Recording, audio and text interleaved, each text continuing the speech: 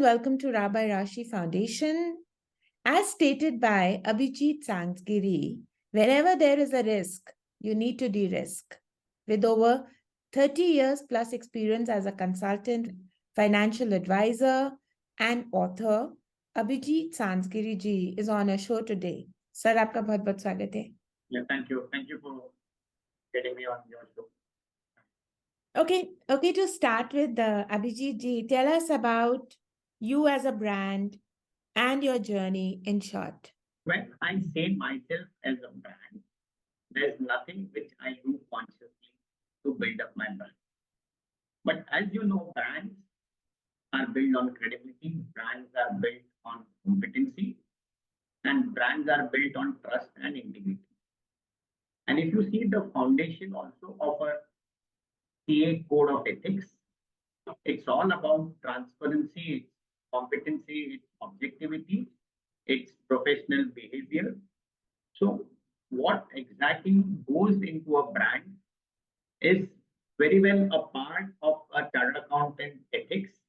So, this is something which all of us wear it by our sleeve.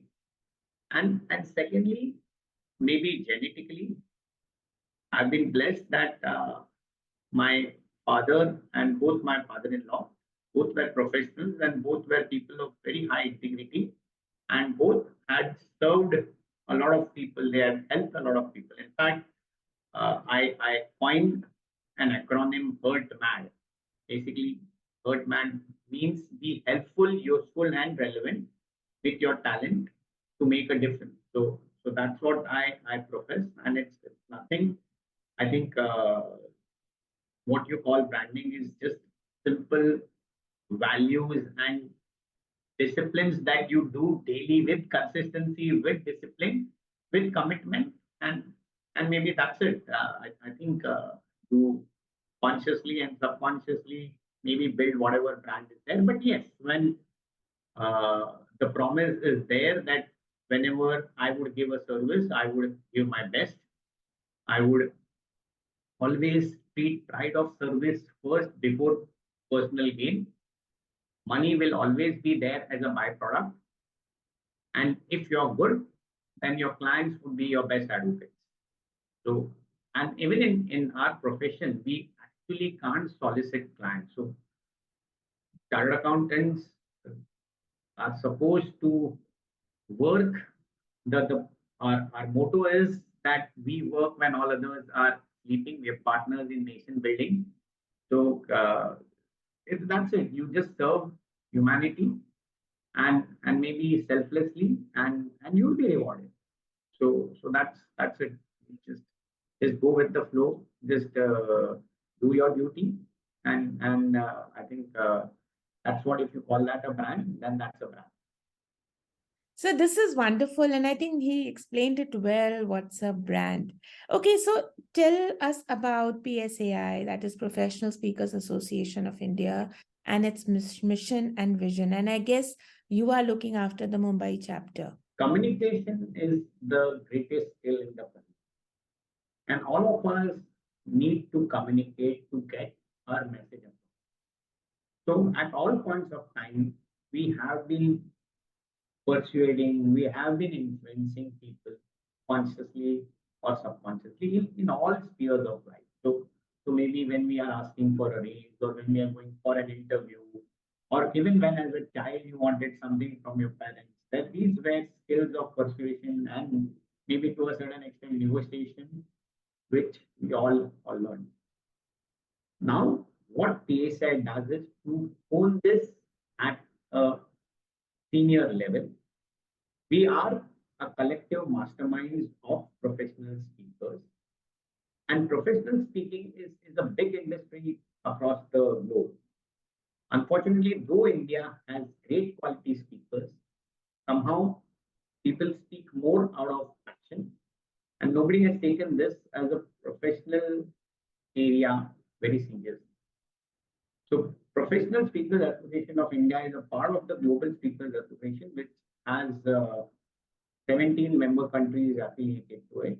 And our mission is to just enhance the art of professional speaking. And we are a wonderful mastermind of people, and we mentor each other, we hold each other accountable, and proximity is power, as they say, and proximity to quality speaking professionals and learning from them, learning from what went right for them, or learning from what didn't go well for them, and just trying to be better at our art every day. I think that's what we do. So it's just again givers gain principle. We help each other and we help each other to grow. So it's what we do is we cooperate to collaborate to co-elevate each other in the speaking world. This is so nice. Okay, Abhijit ji, I truly appreciate your efforts into the communication industry, I would say. Tell me about the Bloom world and also tell me the different kind of services you as a professional offering. Over to you. During the pandemic, a lot of us had their free time. And at this point of time, we were a group of people, five of us. All of us were speakers, and we really wanted to help the society by spreading more knowledge. And we thought of having a talk show. So this was a show where we have every Sunday at 12:30 p.m. We get one speaker and we get him to converse. So what we do is over roughly an hour, we have two hosts. So the first host will ask structured questions on the topic, and these will be so for a 30-minute session, which is the first session. It's five or six questions of roughly about 4 to 5 minutes each. And the next host takes off impromptu from there with the flow. And he asks another 4 or 5 questions. And then we open it up for the audience to basically have their questions, or there are audiences who are also in that particular field and they share their two bits. And it's collective spread of knowledge. And we've been doing this continuously for the past 170 weeks. So more than 3 years non-stop. We've had speakers all across the globe speaking from us.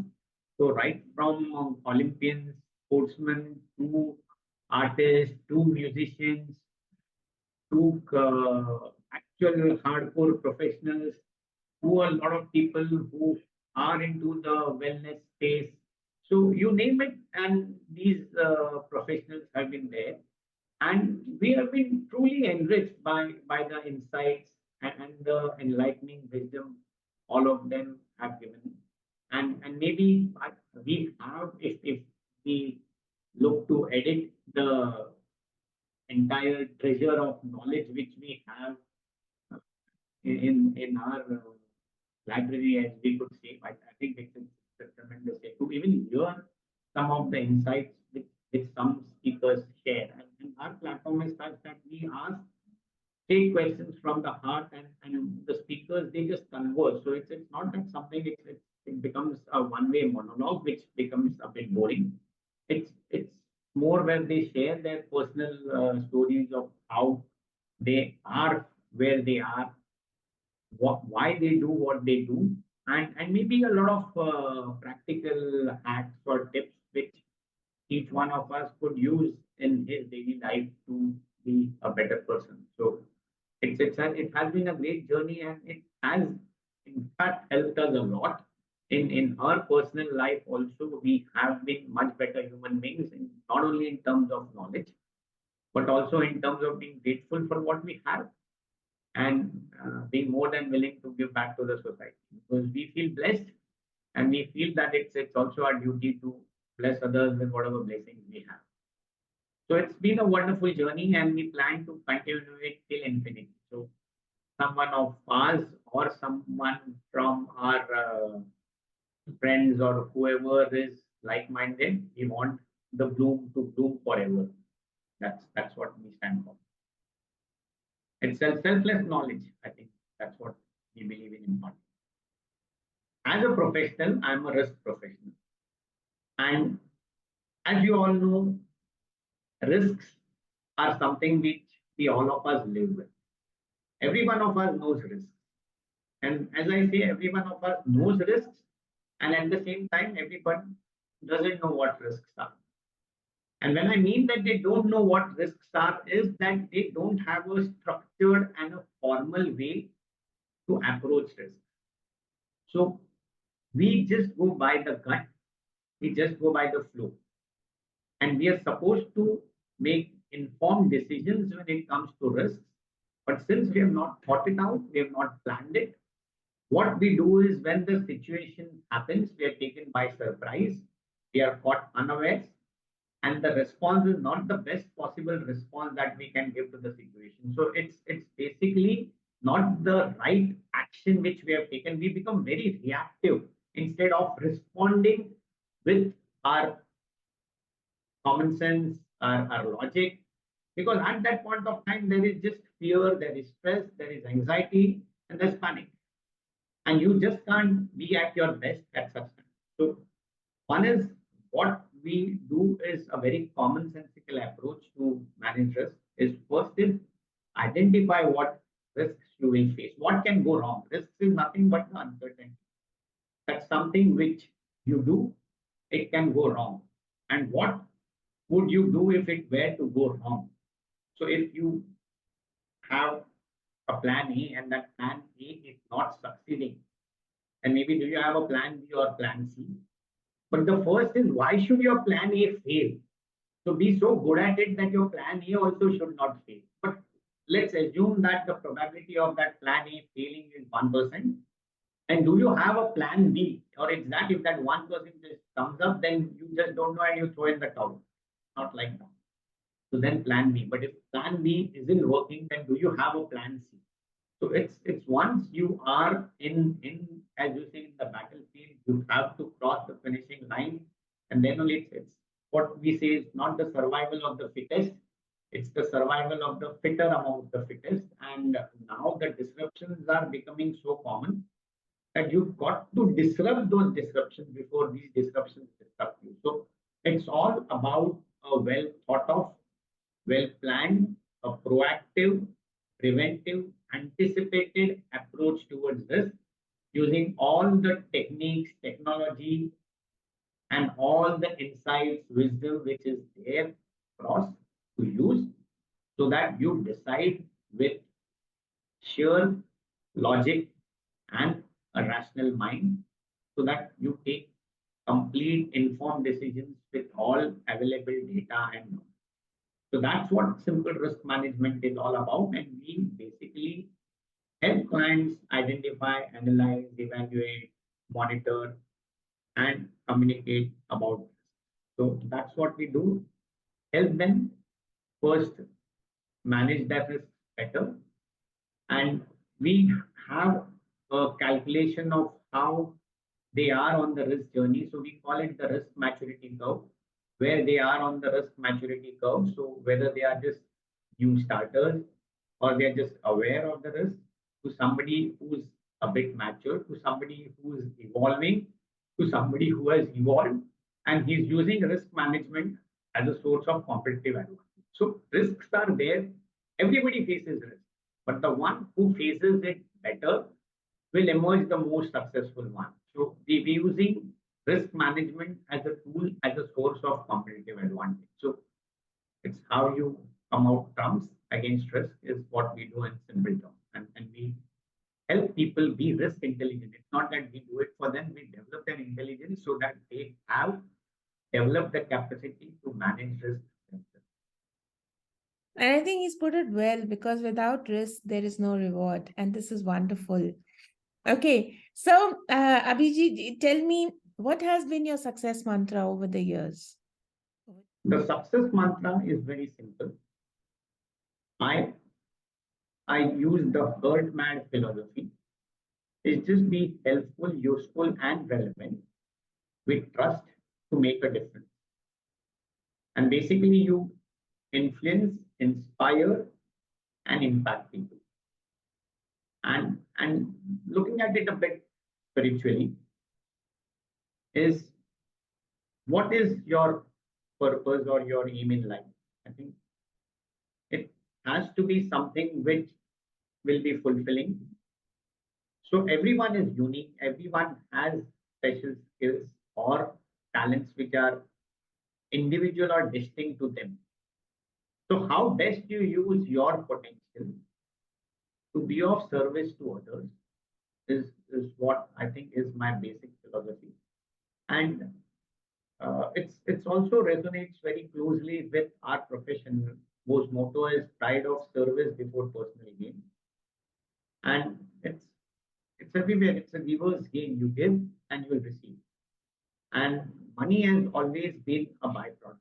And if you are good, then you don't lose people. People lose you. So if you're good, be so good that it's impossible to fail, and do things selflessly. I think your integrity matters a lot. Your simple virtues, as I say, of honesty, dedication, discipline, commitment, persistence, the relentlessness, and doing things with humility, and being grateful where you are, because even if you feel you have not done a lot, there are still people who are suffering much more than what you are. And I think if you are blessed, then be grateful for being blessed, and with whatever blessings you have, you bless others. So it's been a very simple philosophy: is live life simply, but live it and enjoy it. So I don't take too much stress, because one is that I've never been dishonest with anything, and I've done all things with a clear consent. So maybe if I may make errors, but everyone makes errors too. Error is human. But what has helped me is the fact that never was there an intent to do anything wrong. And I think as a professional, that's what has helped me over the years. And I would always tell all professionals is to do things with complete integrity and dedication. I think ignorance of law is no excuse. So is for a professional incompetency is just a clear no.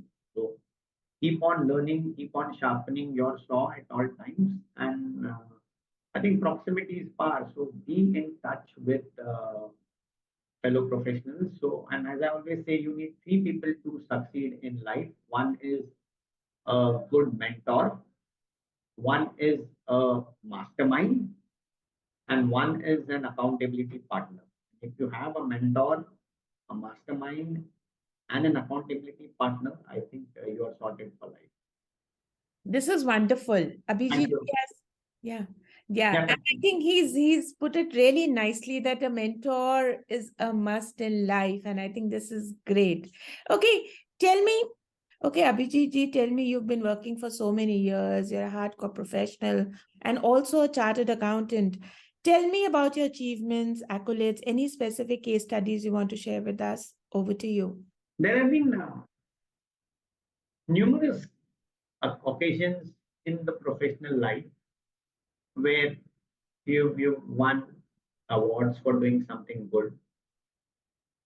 But I think every time when I see, especially clients feeling completely satisfied, it's I have a close friend who always says uh, that you should set expectations. So expectation setting as a professional is key, because we all say we should add value, but value is very subjective. It's price is what you pay, but value is what you get. And value is the perception by the recipient of the service. You may feel you have added value, but it has to be felt so by the one who's receiving it. So one is a clear definition of what value means. So the expectation setting. And you may not make any promise, but there would be a bottom line minimum level of expectancy of the quality of the service. And whether that quality of service is something which, if the expectation is too high from the client, then it's something that you have got to basically, even if you're not over promised, it comes out as an over promise. So what they say is you promise and you deliver, you promise and you over deliver, but you over promise and you deliver even more. So the point is, it's, as a professional, nobody makes tall claims or hefty promises, especially a true seasoned, mature professional, because he knows his job and he goes about his job BAU. So he will be the same as far as all clients are concerned. But I think what has given me the most satisfaction is the fact that clients know that I don't work primarily for money, and I work primarily because I enjoy giving whatever I have learned over the years to help somebody be relieved of his pain point or his trouble.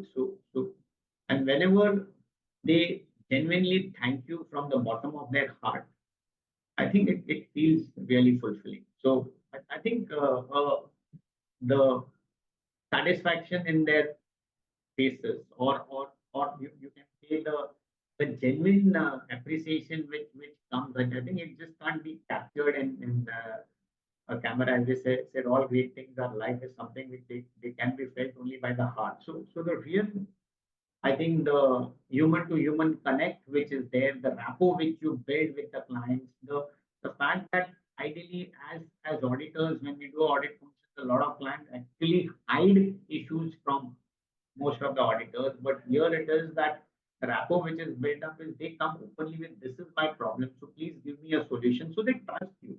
So it's the trust which has been built, the rapport which has been built over the years is something which gives the utmost satisfaction. And there can't be one single case, because I think we've done selfless service across and help everyone selflessly. So no one is special in that case, but everybody is also special at all.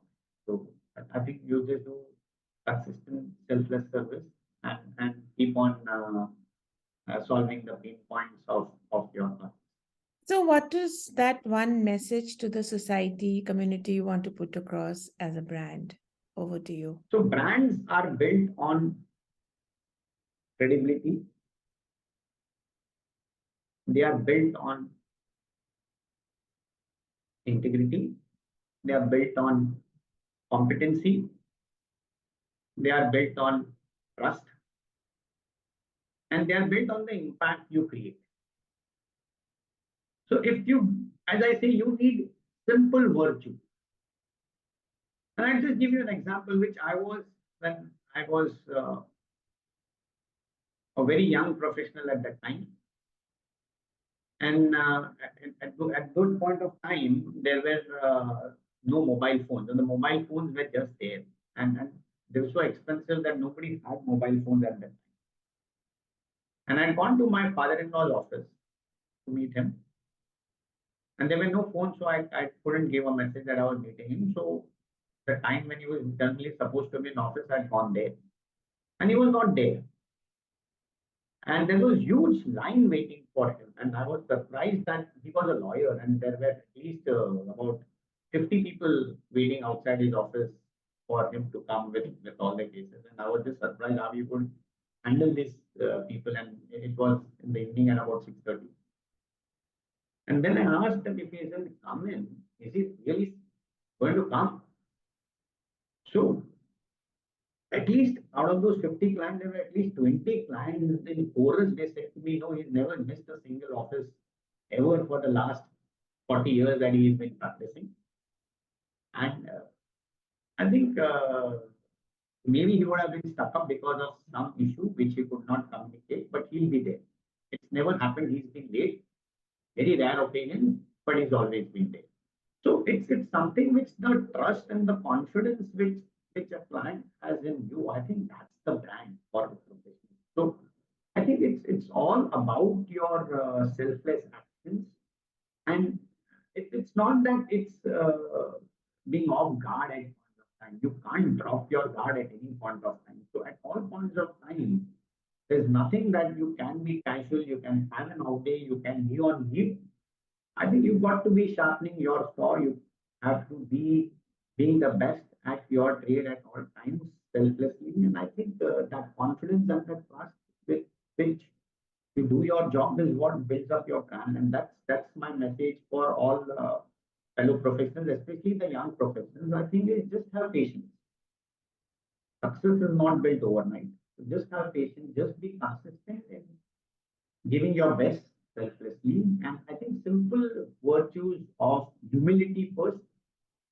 I think discipline, dedication, commitment, persistence, patience, and being relentlessness at your work.